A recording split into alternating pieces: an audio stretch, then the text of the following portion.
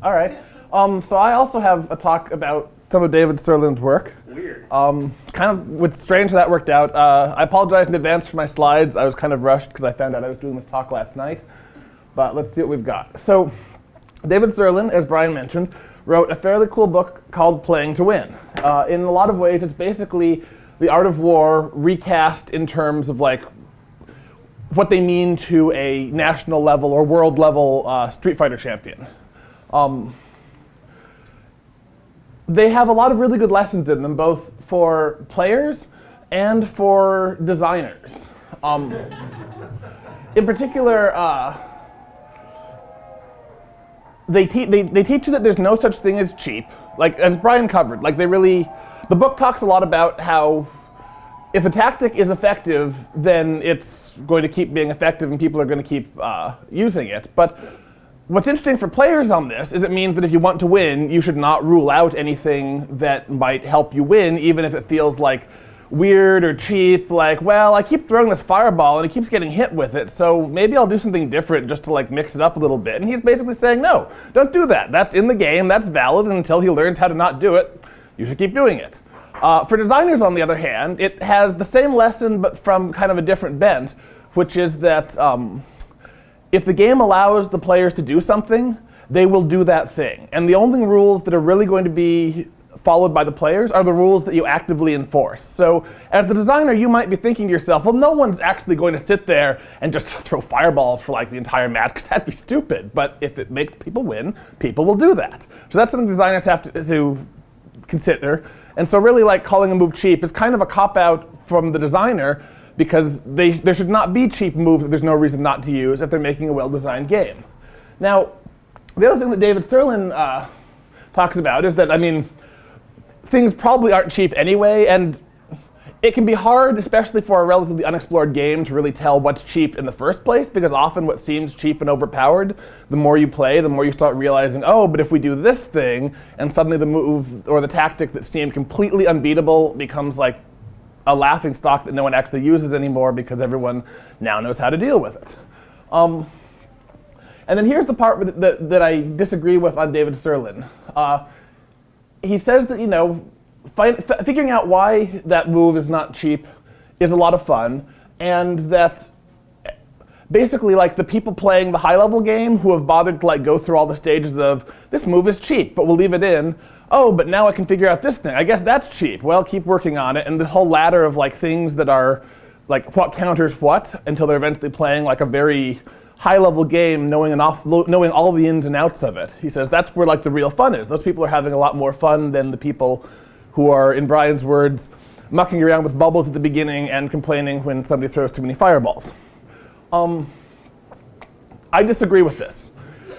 Or at least I disagree with an implication of this. I think he's making what I consider to be a very common designer mistake here, which is that he's assuming that there is one type of fun in the game, and in particular that the part of the game that he finds fun and fulfilling is also the thing that everyone else who plays the game finds fun and fulfilling.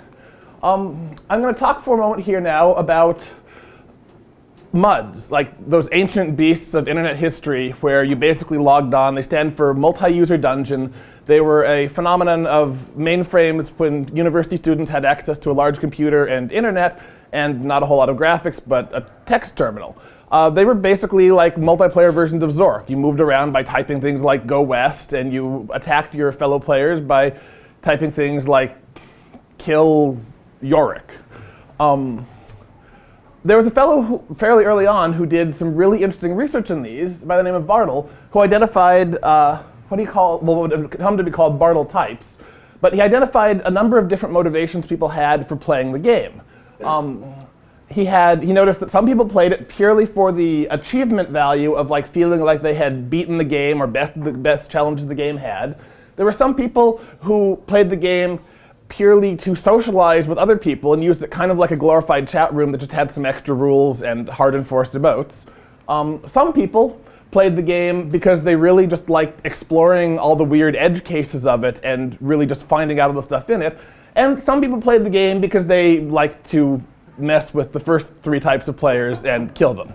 But what was interesting here was he identified these, and he also noticed that these 4 different types of players also had a large amount of interaction for the game as a whole. Like in particular, the people who socialized tended to not have anything to talk about when all the people doing achieving and killing each other were taken out, because those were main topics of conversation. Like, oh my word, have you seen that person? He's so annoying. He keeps killing me every time I go into the forests of Endor. The socializers actually needed those as a source of content generation.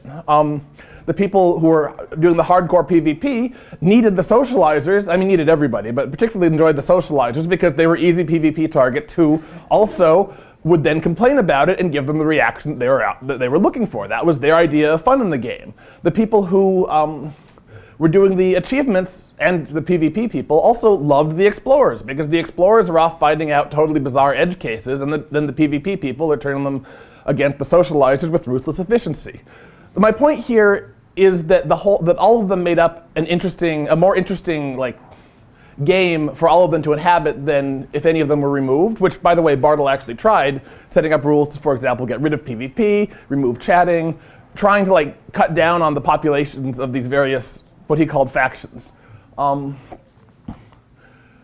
Let's talk about Magic the Gathering. This has a similar thing. There's a fellow named Mark Rosewater who's the head of Magic the Gathering design. And he's basically identified, he's done a similar exercise. He's identified 3 main, sort of, he calls them player archetypes for playing Magic the Gathering. But again, they actually map kind of similarly onto Bartel's types, and they have entirely different reasons for why they enjoy Magic the Gathering. One of them he calls Spike, and Spike is basically, Spike David Serlin would recognize very, very quickly. Spike is winning focused, and he gets his enjoyment from winning the game, and nothing else is terribly enjoyable to him, but when he actually wins, that's awesome. There's also Johnny. Johnny likes doing weird stuff. Johnny sees the game as a form of self-expression, and so is usually more happy doing something that no one has ever thought of that almost wins than he is taking a deck off the internet and playing it and winning with it. And then there's Timmy, who really just likes to feel like he's doing things in the game that are large. Timmy's the kind of player who really enjoys, like, you know, summoning a 10/10 Leviathan. Even if it gets killed the next turn, he doesn't care. He got to summon it, and that felt awesome.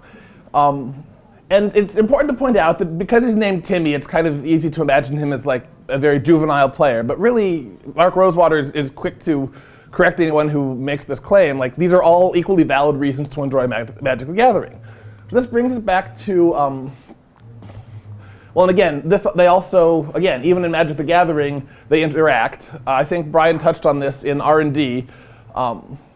Frequently, bizarre strategies that people try, like, you know, for example, Johnny trying out some bizarre 5-card combo, occasionally something will turn out to be extremely practical. And then as soon as it is, the people who are very winning focused will seize upon it and take it. But the whole thing moves the game forward as a whole. It's healthy for the game and is super important from a design perspective to remember, though. Like, not everybody plays the game for the same reason. Everyone is playing the game for different reasons.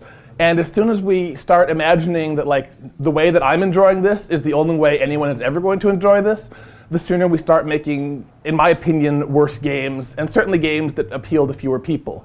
So I guess I'm going to end with a plea to all the designers out there. Remember that there's a lot of magic to be had in the game from more than just one thing.